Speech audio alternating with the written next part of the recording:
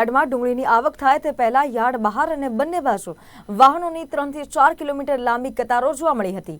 જો કે ડુંગળીની નિકાસબંધી અને આવક વધુ થતા હરાજીમાં ડુંગળીના ભાવમાં કડાકો બોલાયો છે। ઉલ્લેખનીય છે કે યાર્ડમાં ડુંગળીની 1.50 લાખ કટ્ટાની આવક નોંધાઈ હતી। જો કે હરાજીમાં ડુંગળીના 20 કિલોના ભાવમાં ₹200નો ઘટાડો જોવા મળ્યો હતો।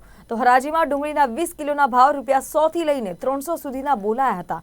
તો ડુંગળીના ગગડતા ભાવે જગતના તાતને રાતા પાણીએ રડાવ્યા છે તેવા અહેવાલો પ્રાપ્ત થઈ રહ્યા છે।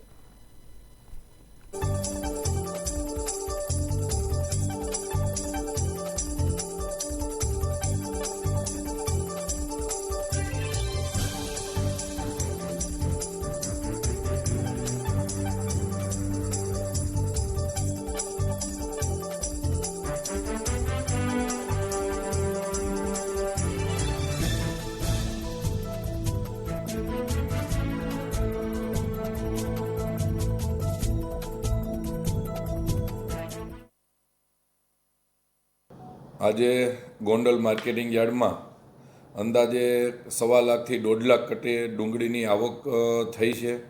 સમગ્ર સૌરાષ્ટ્રમાંથી ખેડૂતો ગોંડલ માર્કેટિંગ યાર્ડમાં માલ વેચવાનું પસંદ કરતા હોય છે। આજે ડુંગળીની ભાવ ₹100થી ₹300 સુધીના ભાવ મળ્યા છે અને હમણાં તમે જે રીતે વાત કરી એ રીતે એનો પ્રશ્ન એ છે કે બાંગ્લાદેશમાં જો આપણી અને નેપાળમાં જો આપણી ડુંગળીની નિકાસની છૂટી મળે અને એ અત્યારે જે બંધ છે એને હિસાબે ભાવ જે ₹500-700 જતો એને હિસાબે ₹100થી ₹300 અત્યારે થઈ ગયો છે।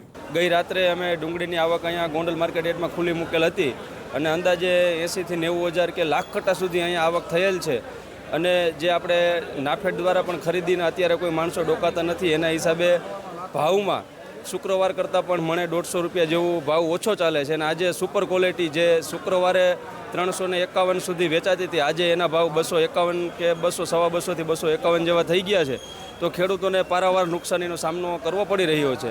તો સરકાર દ્વારા જે નાફેડની ખરીદી કરવા માટેની જે વ્યવસ્થા વહેલી તકે ચાલુ કરવામાં આવે અને જાહેર હરાજીમાંથી નાફેડ દ્વારા ₹25 કિલો અને 35 થી 45 કે 55 mmના જે ડુંગળી આવે તેની ખરીદી કરવામાં આવે તો ખેડૂતોને મહદઅંશે સંતોષકારક ભાવ મળી રહે એવું મારું માનવું છે।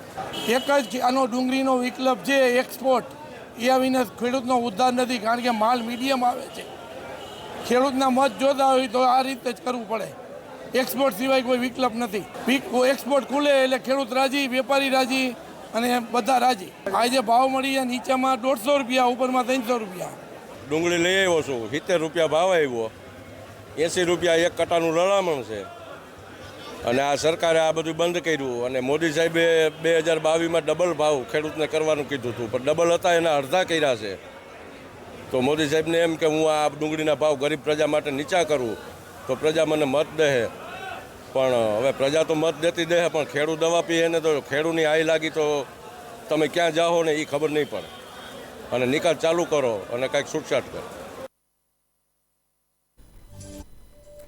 તો સુરતમાં વાયરિંગની કામગીરી માટે ખોદવામાં આવેલા ખાડામાંથી મૃતદેહ મળ્યો છે। ગતરોજ સાંજે ઘરે પરત ન ફરતા પરિવાર શોધખોળ કરી રહ્યો હતો, જ્યારે આજે સવારે